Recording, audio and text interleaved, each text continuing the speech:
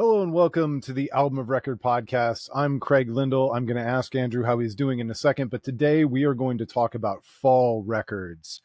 Of course, we're going to open with some new metal poetry, and we're also going to talk about the Oasis reunion. Andrew, how's it going? Going great. We're talking about fall albums. We've both got Browns shirts on. The Browns kick off their season this Sunday, and I don't know how you can't feel good as Browns fans, we feel good for at least going into week one, and then we see They haven't from there. lost a game yet. Nobody's gotten hurt yet. So I'll actually be coaching travel soccer at 4 p.m. when the Browns go. So what would you do? Would you follow along on your phone, bits and pieces, or would you try and go dark and catch up later? Oh, I would have YouTube TV on my phone pulled up and be paying more attention to that than whatever coaching I was doing. Yeah, I think that's a good plan. I think I'll go with that. Let's see how that plays out. Yeah. Nobody cares about U13 Division 5 travel soccer. It's all just for fun and playing time, right? Yeah, exactly. All right. You got some new metal poetry for us this week? Oh boy, do I. We got two good ones here today. All right. So let me kick off here. We got our first one. Are you ready? Oh wait, that's the first line. Are you ready? There's a place inside my mind, a place I like to hide. You don't know the chances. What if I should die? A place inside my brain, another kind of pain. You don't know the chances. I'm so blind. Maybe the greatest live song from the entire nu metal era. Oh, the opening yeah. of Blind by Korn live. You can hate Korn. Absolutely. That's fine. You can make fun of them. You can say that they're artistically irrelevant or shallow or whatever you want. When Blind opens live and Jonathan Davis screams, "Are you ready?" It's magic. It's absolute magic. It's so good. Like there's just nothing beats that feeling when you hear that guitar part start. Like you just know what's coming. It was so great. Yeah. Korn. I have not seen Korn since like probably the Untouchables tour, which God, who knows what year that was. But Yep. I bet there's still a fun live show. I'd be willing to bet that there's still a fun live show. So I would too. No regrets there. And I will say, I didn't have this on my list or an honorable mention, but Korn's Follow the Leader is an absolute fall album for me. I listened to it a lot. It came out the summer before my freshman year of college, I believe. And I just remember listening to that a lot my first year in college, Follow the Leader. But anyways, that Blind is not from Follow the Leader. So anyways, second poem. 1, nothing wrong with me. 2, nothing wrong with me. 3, nothing wrong with me. 4, nothing wrong with me. 1, something's got to give. 2, something's got to give. 3, something's got to give. Now, let the bodies hit the floor. The only thing that I ever think about when I think of that song is how it was on the list of banned songs after 9/11. Oh, really? I don't know if I know that. Like not officially, but unofficially, the list from program directors around modern rock, because there was so much consolidation, all the modern rock channels, stations. Let the bodies hit the floor. Okay, yeah. It was like at a national sensitivity. It hit the cutting room floor for quite a while there. Yeah. So that's Drowning Pool, right? Yep. And I believe that singer is dead now. I think he passed. Yeah, I think he did, which is kind of crazy. But I'm sure at some point I listened to that album. I would just because that's the era of MP3 albums when you could download everything, and so I'm sure I listened to that album. But I have no memories of the album as its entirety. But I just remember like that song really like took over. Like it was all over MTV. It was all over radio stations. It was a huge hit. So Dave Williams was maybe the singer, and he died in 2002 at age 30. Oh wow. Okay, I didn't realize it was that long ago. Found dead in the band's tour bus in Manassas, Virginia. The band was traveling with Ozfest, I mean and that had to have he been died from fairly. heart failure caused by hypertrophic cardiomyopathy, Oh, heart I mean muscle disease. that had to have been not too long after that song came out, though. Like in my Yeah, that's head crazy. canon, it feels like that's the era. 2002 feels like that's around the era when that came out. But Well, I'll yeah, tell you in just one second. Let's the see. magic Oh of man, looking this it is up this is live. like this is a trip down memory lane. They were Drowning Pool played shows with Seven Dust, Head PE, and Oh Kitty. yeah. Oh, Kitty. Yeah. So, I was a big Head PE fan, and for whatever reason, I was living in Boston in that late '90s, early 2000s, and Head PE played Boston so many times that I think I got to see him 4 or 5 times. oh wow. Yeah. Um, anyway, So yeah, I I don't. can't find the date on Yeah. bodies, so Fair it's fine. enough. But yeah. All right, now I am going to yield the floor mostly to you. I like Oasis, but you love Oasis, so hit it. Yeah. So Oasis is I don't know like where I would rank them top 5, top 10, but they are up there for my absolute all-time favorite bands. Uh and obviously I'm sure by now this isn't breaking news anymore, but Oasis announced that they are reuniting. They're What? I thought those brothers hated each other. I What know it's happened? amazing. It's amazing. I'm willing to bet they still hate each other, but they are going to put those differences aside, and they're going to make a lot of money. Let me Um, give some ignorant speculation yeah, because I this is something I'm interested in. I didn't care enough to pay close attention to who might have been divorced and who might have not liked somebody else's ex-wife or whatever else. But I'd yeah. always heard that that was the story about Guns N' Roses getting back together because Slash got divorced and Axl didn't like Slash's ex-wife. I might be talking completely out of my butt. This is all stupid internet speculation that I normally don't care about, but like No, if no, they're. if divorce makes way for tours, does that make divorce like kind of a double-edged sword? I mean, you're not wrong about any of this. So Noel Gallagher just got divorced, and his wife famously very much disliked Liam. It's not hard to see why. Liam pretty relentlessly mocks Noel on social media and any interview he can. I mean, Liam has spent his entire career basically making life as hard for Noel as he can. That's his It's shtick. just It's brother what he stuff. does. And, like, look, I mean, I'm not going to sit here and act like Noel isn't complicit in any of this as well. Noel has a massive ego as well. They are both very stubborn individuals and they see the world in their own ways, which often don't align with each other. But, anyways, so there had always been some talk that like part of why they weren't reuniting, because Liam has wanted, at least so he says, he's put it out there publicly fairly frequently over the years that he would like to reunite, but Noel has always been pretty adamant that it wasn't going to happen.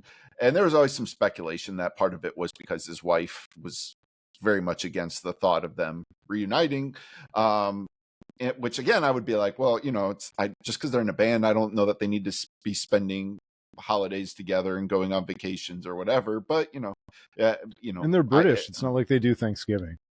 oh yeah, that's a great point. That would be very awkward. No Fourth of July cookouts either. So, No. uh, but anyways, yeah. So Noel got divorced, and I had read somewhere that some speculation that the divorce arrangement was a pretty hefty financial blow to Noel. And Noel has been doing his side band, the High Flying Birds, for a while. And while they've had some moderate success, I think a lot of Oasis fans will listen to High Flying Birds and be like, yeah, it's fine. But I mean, when they tour, they're playing clubs, and I when saw you them look at open it, for the Smashing Pumpkins at Blossom Music Center just before the pandemic. yeah, or yeah. So if they're opening, they can play some bigger places, but headlining, they're pretty much just doing clubs. And so, anyways, there's some speculation that that may be part of this is Noel realizing like, hey, we can play some huge arena shows, stadium shows, and make an awful lot of money I if we mean, do they're going to this. sell out They're, Wembley. Oh, without it's not just sell out, like there's way more demand than there are Yeah. tickets, and that's already been evident. There's a whole ticketing fiasco going on right now. Hey, guess what? Ticketmaster's having problems with inappropriate ticket appropriations going on. There's a whole bunch of it's a mess. Like any All right. So the gossip rags say that the divorce after 22 years included a $25 million payment plus he lost the family mansion worth $8 million. yeah. So I don't know. That's not really our beat, the look, divorce and the gossip rags, but here we are. it's natural, I think, to be skeptical of all of this, maybe a little cynical about it. I'll have a little prop here. This actually, I just got this in the mail today for our YouTube viewers. Can see I'm holding up the vinyl 30th anniversary of their debut album, Definitely Maybe, which is my personal favorite Oasis album. Yeah. An absolute, like, just massive, just monster guitar rock album, like some of the best guitar playing, or at least my favorite guitar playing in the world on this album. Liam's vocals are incredible on this. I adore this album, but they just put it out this year, and yeah, I think it was like $60 or something like that. I paid way too much money for it, but As of 2024, the band has sold 75 million records worldwide. So yeah. So now they can resell some of those, and do you so have any there's hopes that they're going to write new material? not yet. I'm taking this with cautious optimism, one step at a time. I mean, hope, yes. Expectation, no. Yeah, I think there's a lot of ways, like, you can really look at this, like, if you want to, with a very jaded eye. Like, even like the timing of the 30th anniversary of Definitely Maybe, like, there's always like, well, are they going to reunite to support this? And now it's happening. Like, there's lots of jaded ways that you can go about looking at this, but for me, I don't really care about the why. No. Just the fact that these guys, and we'll see, there hasn't been full confirmation of who exactly the band is that's coming back. We know obviously it's going to be Liam and Noel, and yes, they are the most important parts, but their guitarist Bonehead is supposedly back in tow on this. That he put a heart emoji on the announcement post on social media, and I think it's maybe even confirmed at this point that he is going to be involved in this, and that's exciting because he had left the band, I don't know what year, but he had left the band before they broke up, so it's cool to have him back. Like, these are guys that are important to the band. Like, they, people often think like, oh, well, if they don't write the songs that they're not important to a band, and I would just argue, like, look at AC/DC and Malcolm Young. Like, Malcolm Young is incredibly important to that band. While Angus writes all the songs, Malcolm's rhythm guitar playing is essential to the sound of AC/DC, whether you like it or not. It's not here nor there, but he's incredibly important. And I've always felt that these guys, the guys in Oasis, have sort of been fundamental in rounding out that sound of Oasis. This wall of guitar, the rhythm section playing off that wall of guitar sound. I think it's all important. So I'd like to see as many original guys involved with this as we can get. So, am I going to go to England to see this? I'm not. I signed up for their ticket ballot. You had to apply for a ticket, and I did do that just in case just in case I was like, what if I'm like just really crazy and just decide, screw it, let's just do it. But like, part of the problem is like, I don't know people that are as big of Oasis fans as I am, and it's a hard sell if you're just a casual Oasis fan to be like, hey, let's go to England to go see them. I will say though, I think if this is as successful as I expected and the way it sounds it's going to be, I think they're going to come to the US as well. Because if you're going to tolerate playing together for a few shows, you have to be looking at the US and being like, we can go make a lot of money in the US too. And so let's go do that. So I still think there's a decent chance. Just tonight, Oasis put on their Instagram account, there was a billboard in New York City that said something like, if a billboard is what it takes to get these guys to come to the US, here it is, or something like that. And Oasis put an eyes emoji on it. So they're playing games already with the US. I think it's probably going to happen. There was a leaked itinerary of US shows, including Chicago, which is probably where I would try to go if they come to the US. But we'll see. Again, Was it a one football step at a stadium in time. Chicago? I don't remember. I don't remember off the top of my head what the venue was. Yeah. All right. Last but not least, is there any precedent for a band getting back together after this long and then successfully doing new music? Man, what a great question. I'm trying to think. I couldn't think of anything off the top of my head. I'm trying to even think of ones who have failed at it, like who have tried and failed. I thought about Guns N' Roses, and that the Chinese Democracy wasn't really a whole band album. Yeah, and it's they weird haven't really made anything Axl, since. Axl was working on Chinese Democracy the whole time. Like it was always, we knew about Chinese Democracy 10 years, 15 years before it came out. Like we had that album title for how long? So it's a little bit different. Whereas these guys have had next to no contact. I know, supposedly they did get together a couple times at their mom's house. They still being good sons for their mom. But, as outside of that, I don't think they've been collaborating on anything at all. So I do think just listening to like High Flying Birds and some of Liam's solo stuff, like there's still good songwriting there, but they are the ultimate, like, neither one of them could capture the magic. They need each other musically. There's just something about Noel's guitar playing, that thick guitar sound, and Liam's just pure attitude vocals on top of it. When you separate those two things, they can both still do their parts well, but they can't find anybody that can replicate what the other one means to them. So no matter how much they may dislike each other, I think even they would acknowledge in a moment of truth that they are so much better together than they can ever be on their own. And so that's what gives me hope, not optimism, but hope that maybe they'll give it another shot and put out an album. I'm here for it. Anything they want to do, I'm supportive of it. I'm just happy to have Liam and Noel making music together in some way. It's, for me, that fills my soul. That's like, it just gives me so much happiness, like that they're making music together in some form. So, all right. So, are any of the Oasis records fall records for you personally? So, I would definitely say Definitely Maybe is a big fall record for me. And probably I also will listen to Standing on the Shoulders of Giants a lot in the fall. Be Here Now and Morning Glory are definitely summer albums for me.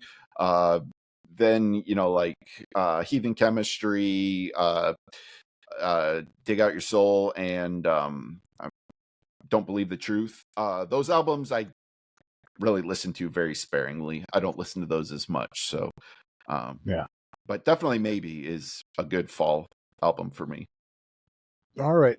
Well, should we get into the fall records? Yeah, let's do it. So the reason why I brought this up is because the way the weather hit this weekend on Labor Day weekend, it just felt right for me to kind of turn the page and listen to a couple of records that kind of captured the fall vibe. Footballs are in the air. The crispness and the coolness is coming in. The days are getting shorter. Even if the calendar technically is probably not fall till like October. I don't even know what the September actual calendar. 23rd. It's my birthday. It's my birthday. My birthday Okay. often falls on the first day of fall. So Oh, your birthday falls on the beginning of the season of death. Congratulations. it's fitting. Um, so why don't you go first? Where did your Sure. head go, and what did you end up Yeah. selecting as your first fall record? So there's sort of two ways you can look at this. I think there's a sound or a vibe for a fall album. And then there's also like associative memories. Like if you really remember listening to it in the fall, I would say one of my picks is definitely purely associative. One of my picks is definitely vibe. And then the other one is both associative and vibe. So I'll talk about which is which as we go, but I'll just do these chronologically in terms of year they were released. All of mine come from the 90s, which makes sense to me because of, for me, like music is so emotive that like, you know, things that came out in the 90s that have been with me for so long. Like there are albums, like I can tell you right now, the Los Campesinos new album, All Hell, is going to be an absolute fall record for me, like Yep. without a doubt. But it's so new and fresh, I can't put it on a list like this. So No. we'll start with the oldest one for me is actually a bit of an interesting pick, but it's Toadies Rubberneck. Okay. So this album came out August 23rd, 1994. So it came out technically in the summer, but I got it for my birthday. I asked for the CD for my birthday, got it on my birthday, which is, as I just said, September 23rd. And so for me, this one is purely associative. I remember one of the first times listening to it, I was on a bus ride to a cross country meet, just sat in the back of the bus, put it on my Discman and just listen to it. And I remember feeling great while running. And I just have such a strong like memory of listening to it that entire fall nonstop. I mean, when I got that album, I was listening to it pretty much nonstop. To this day, still an absolute favorite album of mine. And it's something that I think to listen to a lot more in the fall, because just once those memories start kind of flooding back, I think of Toadies in this album, Rubberneck. So I'm sure I've talked about it on the podcast before, but very vital, formative, important album in my life. I love that band and particularly that album. All right, my first pick. I could have picked two records from this band, and I'm going to go with Death Cab. And I could have picked Transatlanticism because, in a lot of ways, that record did have a lot of fall vibes for me. But in the end, the longer I've lived with that record, the more that one feels like winter. Maybe because it kicks off with the new year. As that record goes, it just screams more winter. But back in 2005, on August 30th, they released Plans. And that record just screams fall to me. Um, Specifically, I mean, I love a lot of the tracks. I Will Follow You Into the Dark is obviously their big Yeah. single hit out of there, but Soul Meets Body was like a huge song. It was the first single. I absolutely love that song, but the opening track, Marching Bands of Manhattan, is the one that just is fall all the way, and because it sets the tone for the rest of the record, that's easily my first pick. One of my absolute favorite bands in a time period. I was 26 years old. I needed that record when it came out, and it came out in August, end of August, and I know that I probably listened to almost nothing else for the next 3 months. Yeah, I mean, Death Cab is definitely like a fall vibe for me in general anyways. Like I don't listen to them a ton. Certainly nowhere near as much as you do, but I just for me how what I think of the vibe of a fall album, I just think of Death Cab as such a fall band. So Yeah. All right, what's all right. next? My second pick is one that is both to me a vibe album and an associative album. And this is Soundgarden's Down on the Upside. And what's funny about that Oh, is like, that's a good pick, man. yeah, That one does scream fall. it does. It's not one of my picks, but I love this one already. Go ahead. And so it came out actually summer. of 96, May 21st, 96. So I guess, or is that technically spring? I guess I don't know when. Uh, I think maybe, yeah, I guess that's spring. Yeah, we are good at seasons. yeah, But anyways, to me, like, it felt, when I think of it, as coming out in the summer. But it's associative because I remember falling in love with it that fall. So I definitely liked the album when it first came out. I was definitely in on it for sure. But I just remember that when school started, being a 16-year-old in my feels kind of kid, like, I just remember going back to school and feeling sort of lonely and isolated and listening to Down on the Upside, and it just speaking to me, like, just to my core. Like, I just fell in love with it in the fall. And so it's associative from that standpoint, but just the vibe of that album is such a fall album.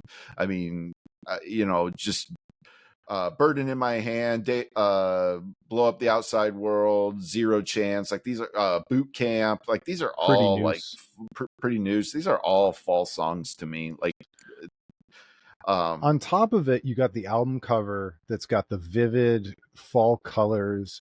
The yeah, production of that record, we've talked about this before, where Super Unknown had more of a sheen to it. It was maybe, I don't want to call it flat, but it definitely had a sheen, a compression to it. And yeah, this one was just more analog. It felt more vivid. All the tones were vivid on yeah. this record.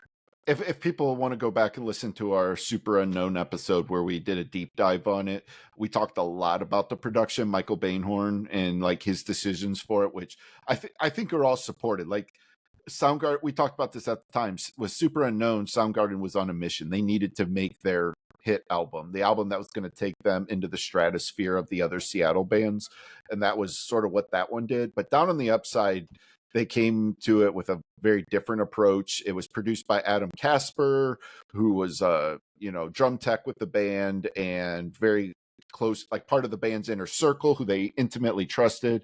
And Adam Casper, who did go on to produce a Pearl Jam album as well. But that, you're right about the Down on the Upside, has such an analog feel to it. Like, it's very much the guys in a room playing music together, making an album.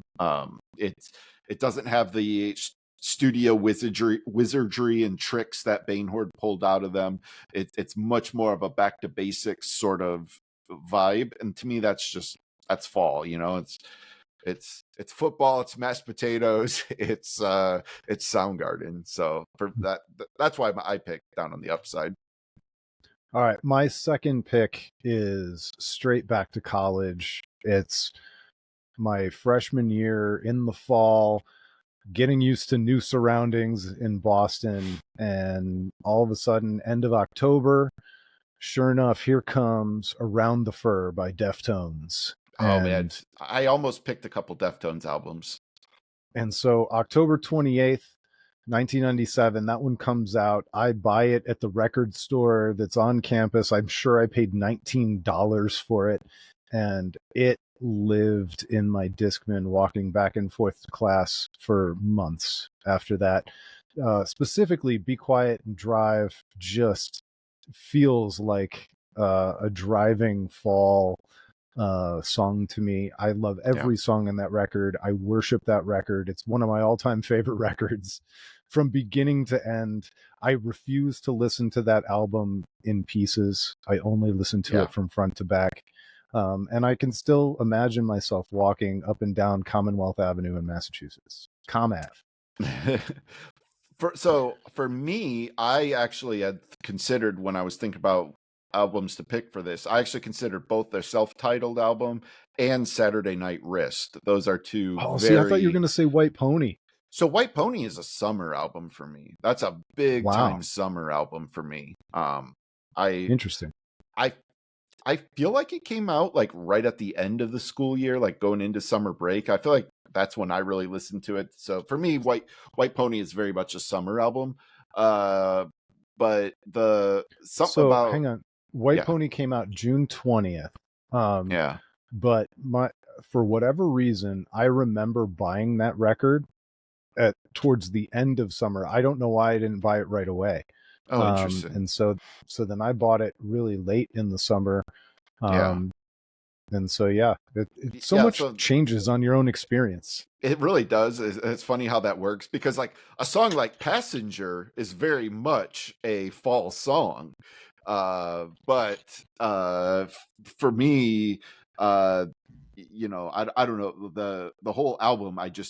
It's so heavily associated with that summer. I mean, I just listened to it a ton because I bought it right at the, like I said, right at the end of the school year, and I just remember listening to it all summer long. But I think in Passenger, like, what's the line in Pass? Like, even talks about like driving and feeling the cool air. Like, Yeah. there's just such fall vibes in that. But yeah, Saturday Night Wrist, like, Well, I and also remember. back to school.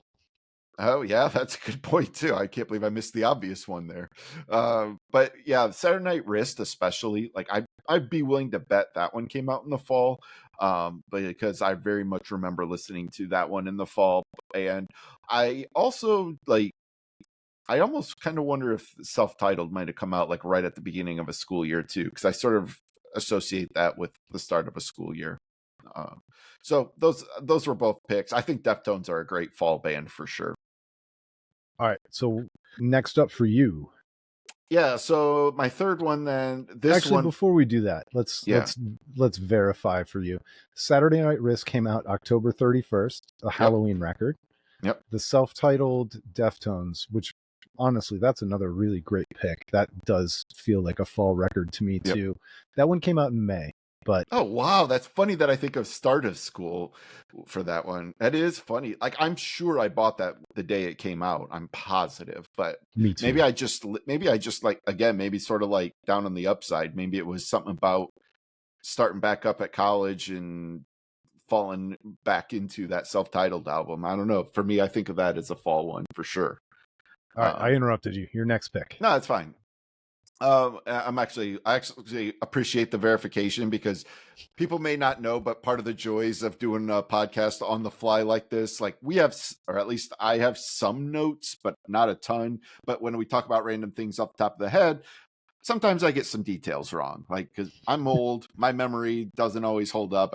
Clearly, but but it's all worth it for the ones you nail. Like, I nailed Saturday Night Wrist. Like, I had that one You nailed. did.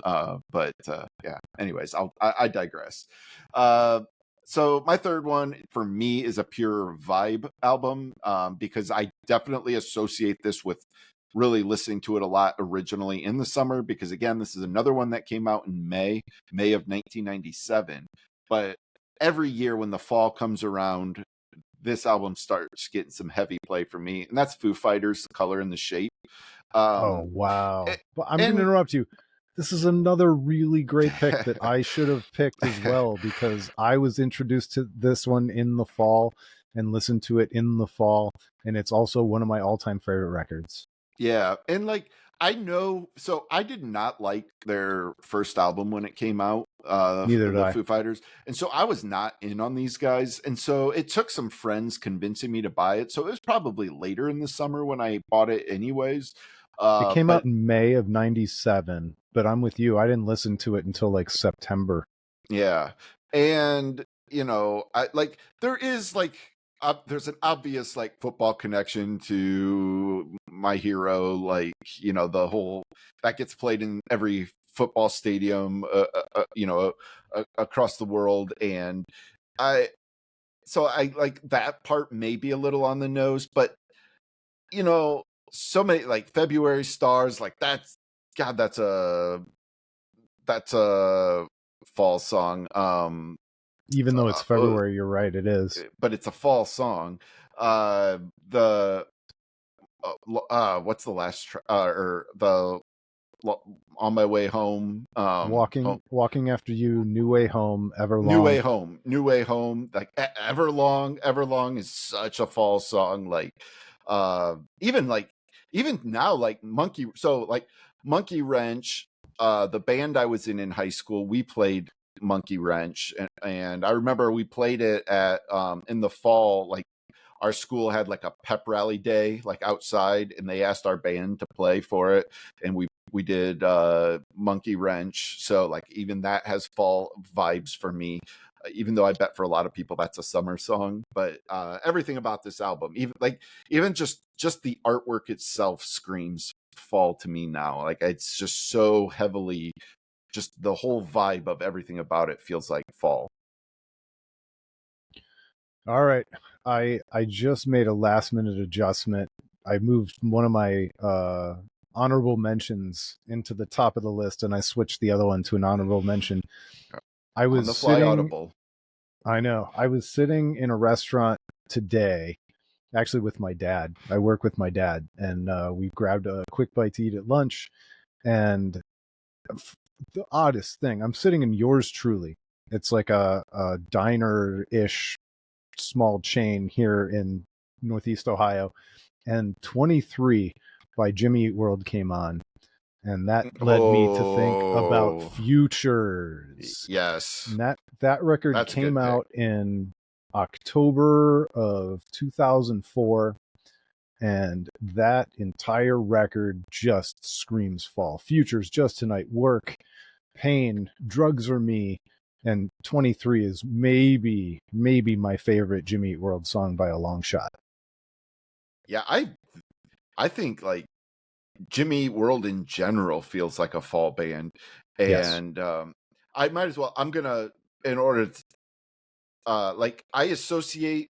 I don't know that I saw Jimmy Eat World and Thursday play together, but they have to have toured together at some point, didn't they? I Like, would think so.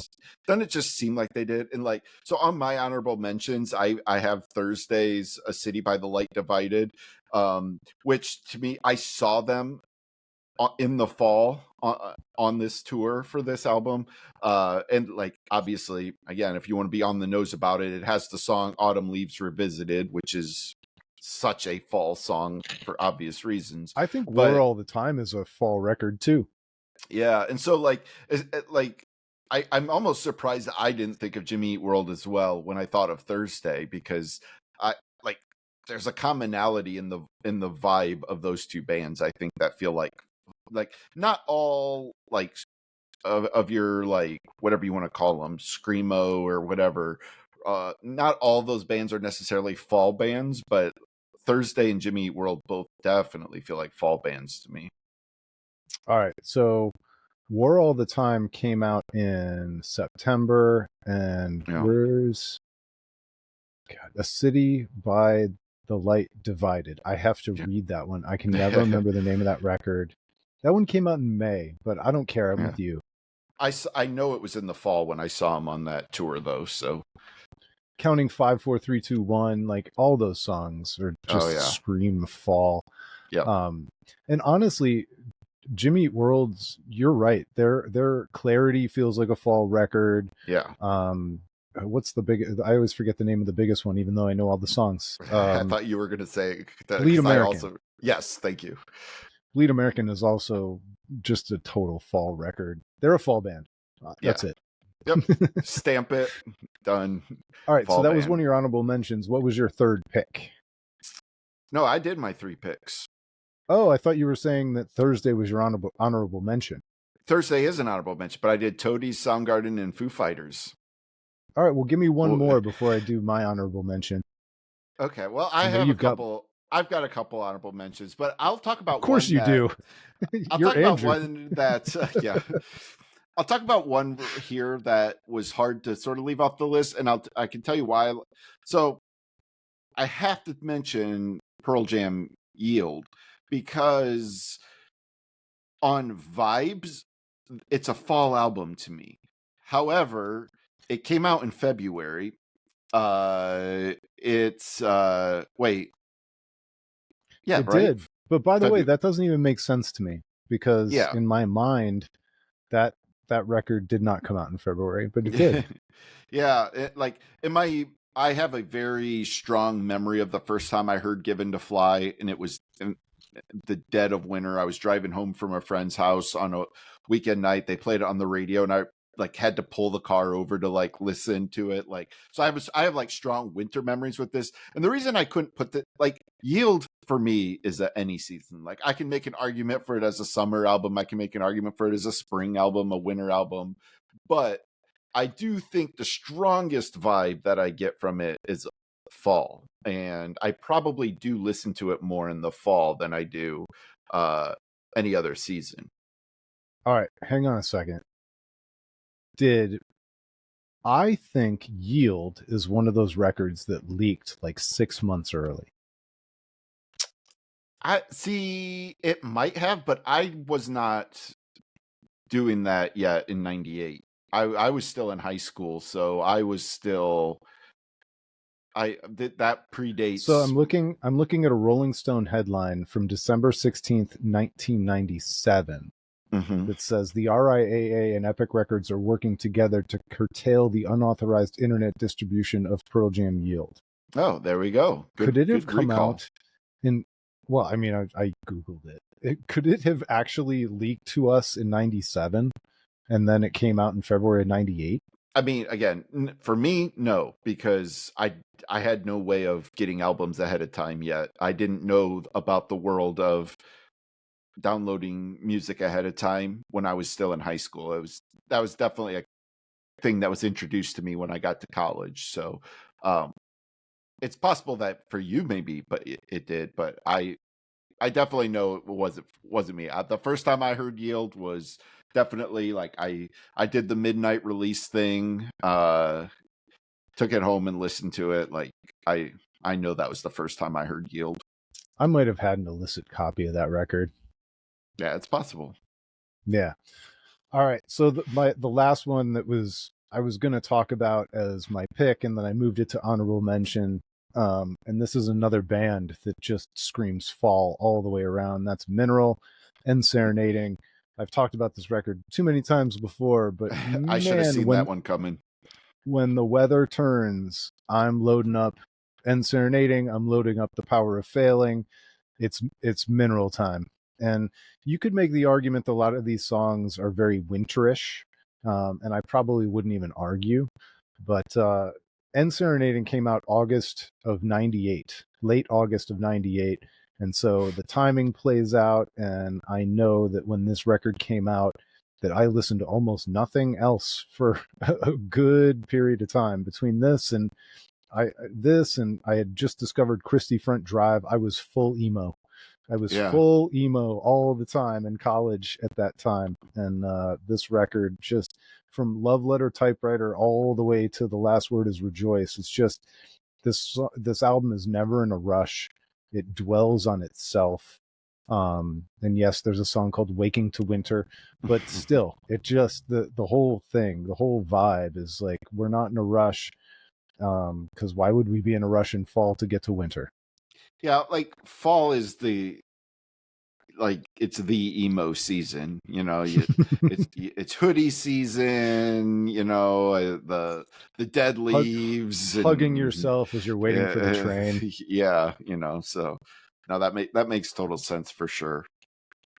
All right, are there any crazy records that you think we missed that we should probably talk about as being fall records? So even bands. Yeah, I do want to talk about a couple of mine, I guess, real quick. We've got a little bit of time here yet. One of my honorable mentions is a funny one, but it's AFI's December Underground, which is funny because it's got December in the title. It came out in the summer. I guess maybe if you split the difference, you get the fall. But I don't know that. I mean, I don't listen to that album a ton. It's not my favorite AFI album, but if I do listen to it, it tends to be like when it first starts getting like really cool at night. Like I'll sometimes put on December Underground. So that one is definitely a fall album. Another one that I only listen to in the fall. I don't listen to this at all in any other season. That's Bob Dylan's Blood on the Tracks. It's the only Bob Dylan album I will ever listen to. I'm not a Bob Dylan fan in general, but I do like this album a lot, and it's always in the fall, and I don't have a rhyme or reason, you know, nothing insightful to say about it. It's just something about it. It just to me, it feels like fall. It's almost like a tradition of mine to break out Blood on the Tracks. And then the final one on my honorable mentions was one that I would, in my head, I'm going to guess that this one definitely came out in the summer as well. But that's Nine Inch Nails, The Fragile. I'm almost positive that came out in summer. Or else, now this Of is one all the Nine Inch Nails records, that is by far the best pick for a fall record. Yeah.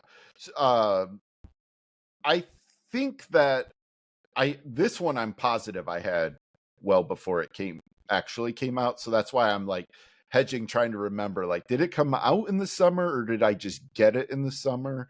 I don't remember, but I remember they toured in the fall on that album. And that's just, The Fragile is just on vibes alone is just such a fall album. It came out September 21st, 1999. Yeah. So it came out in the fall, but I definitely had it in the summer. That one, but they released way The Day the World Went Away in July of 1999, and I know for a fact that record leaked. Yeah, super at least early. a month or two before the actual release date. That's a really good one. Where would you put? I know it didn't come out in the fall, but where would you put Jar of Flies?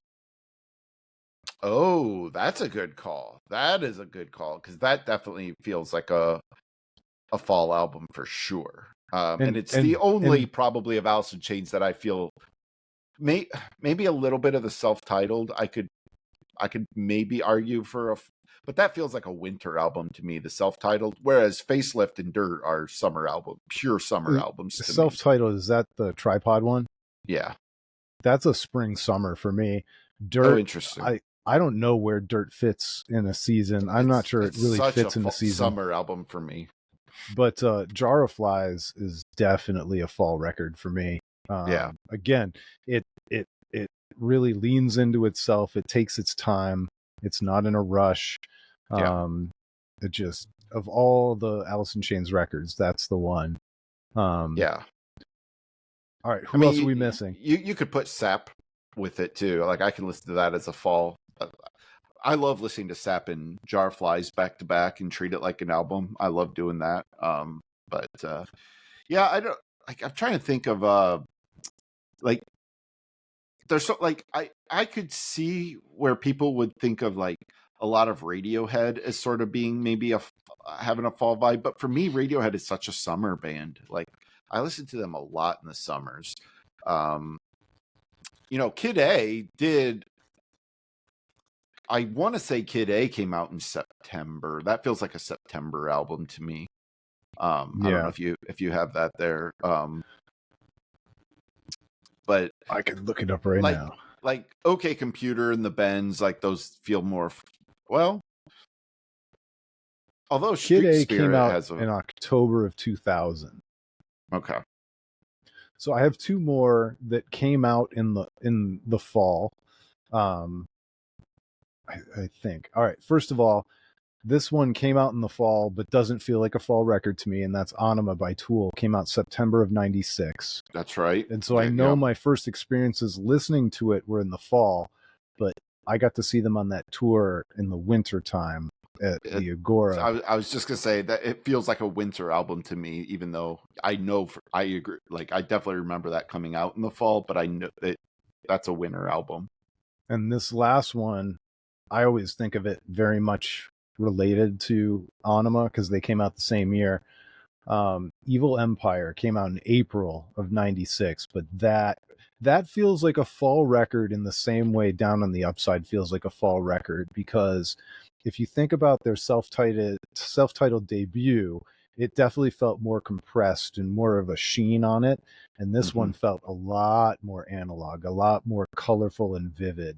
And even the album cover with all the yellow and the red, it just feels so much more vivid. Feels like a fall record to me. That's a good call. That album, like, I think you really, really nailed there the difference in, like, whereas the self-titled was like a studio album for sure. Evil Empire feels much more like a live album. Like, it just feels like the band recorded it live. I don't know much about the recording process of that album. Brendan O'Brien. Well, there you go. That that that might partially explain it, but yeah, no, that's a good call. Why am I drawing a blank on the third album, Los Angeles, The Battle of Los Battle of Angeles. Los Angeles? That feels like a fall album to me as well. I kind of would suspect that maybe that came out in the fall. That I don't know why. My head is just associating that with the fall. Sleep Now in the Fire sounds like a fall song to me. I Yeah. agree with that. Yeah. But now I got to look it up. You stop talking. Whoops. Well, you see, the thing is, as Craig looks No, this that up, one came out in November, but still, okay, I'm with you. Yeah. Well, I think November that's still technically fall. Yeah, I guess it is. The seasons make no sense. Like the actual date of the seasons makes no sense. Like, and there's some people in like Australia going, I don't know what you're talking about. That's a good point. This is definitely for our Northern Hemisphere listeners. Our apologies to our friends in the Southern Hemisphere, because this is all backwards. So you just reverse everything we said. But they're used to arrogant Americans thinking self-centeredly and not thinking about anybody but themselves. So That's right. We're just, proving the stereotype. Hey, like, there's a reason on the globe we're on the Northern Hemisphere is on the top. Did you ever see? Take that out of context. No, it's funny. Like, there was a whole thing about there was a thing in an episode of The West Wing. I don't know if you watched The West Wing, but there was a thing where, like, somebody was arguing for, like, a different map, and they were doing it, like, it upside down to, like, because they said that there are stereotypes because we're all shown maps of the Northern Hemisphere on top, that we think of Northern Hemisphere as superior to the Southern Hemisphere. But it's all relative. Like, if you're in the Southern Hemisphere, you don't feel like you're on the bottom of the earth, you feel like you're on the top of the earth. So if you just turn the maps upside down and teach it that way, you're getting rid of stereotypes. So Oh man, The West Wing. I haven't watched that in years. That one was not filmed in HD, right? You have to watch that in the 4:3 for sure. But I still rewatch that. Yeah, I don't know if I'd say annually, but you guys have an encyclopedic memory for a show like that I just don't have. I loved it and I watched it, but I don't remember it the way other people do. I'm a massive Sorkin fan. Both West Wing and The Newsroom, two of my all-time favorite shows, and I associate so many things in real life to those. Like, I am constantly referencing, oh, this is just like The Newsroom. Oh, this is just like that episode of West Wing. So yeah, so it's only natural it comes up when talking about Northern and Southern Hemisphere. Yeah, and you also do realize that we're the old men on the block, and like when you're at work and dealing with people who are much younger, 15, 20 years, no frame of reference. No idea. Our references are now old and crusty. Yeah. So it's a good time for me to tell them that they should go back and watch it. If you want to feel inspired about an idealized version of the way our government should be, watch The West Wing. And if you want to feel idealized about how the news media should be, watch The Newsroom. So is the 4:3 ratio for television the new black and white, where people are like, that's a good comparison. This isn't in HD. I couldn't possibly watch this. This is old. 4:3, and then also, like, bring it to football terms, is big shoulder pads. When you see the big shoulder pads, that's when you know it was an old football game. And the linebacker with the neck roll who can't move his head left and right. That's right. All right. That's how you know.